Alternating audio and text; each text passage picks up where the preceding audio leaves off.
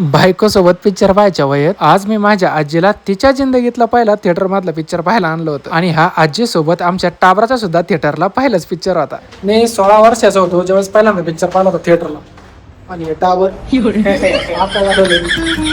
तर रामकृष्ण हरी मंडळी. तशा तर आम्ही दोन्ही पण गाड्या घेऊन गेलो होतो, पण मम्मी पप्पा म्हणले का तुम्ही पहा पिक्चर, आम्ही आमची कामं करून घेतो. मग म्हणलं चला, हेच ती वेळ बाई आणि टाबराला आयुष्यातला पहिला थिएटरला पिक्चर दाखवायची. मग तुम्ही म्हणता का पिक्चर कोणता होता? आणि तो असाच होता जो टाबरापासून आजीपर्यंत सगळ्यांना आवडणारा होता. काय करायचं आता पिक्चर पाहायचा. कोणता?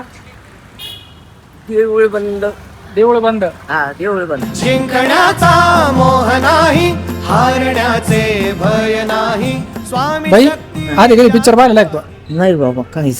पहिल्यांदा झाली का? पहिल्यानं झाले. काय नाव पिक्चरचं? देऊळ बंद. मग हेच पिक्चर काऊन निवडला? मला आवडतो येऊ. तू का? स्वामी समर्थाचा आहे म्हणा. बर.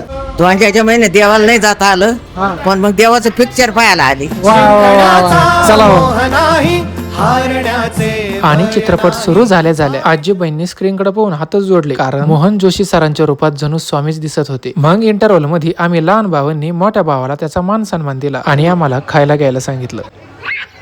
आणि आम्हाला सगळ्यांना हा चित्रपट आवडण्याचं विशेष कारण म्हणजे या चित्रपटामध्ये प्रवीण तरडे सरांनी शेतकऱ्यांचे प्रश्न मांडलेले आहेत आणि त्याला अध्यात्माची ही सुंदर जोड दिली आहे. पण मला हे कळत नव्हतं का पिक्चर संपला तरी निम्म पब्लिक उठत का नव्हतं. आणि त्याचं कारण होतं शेवट दिसणारं हे कॅरेक्टर, ज्याचा मीही वैयक्तिक खूप मोठा फॅन आहे. आणि ते म्हणजे डॉक्टर राघव शास्त्री, जे देऊळ बंदच्या 3ऱ्या भागामध्ये आपल्याला घेऊन जाणार आहेत अमेरिकेमध्ये.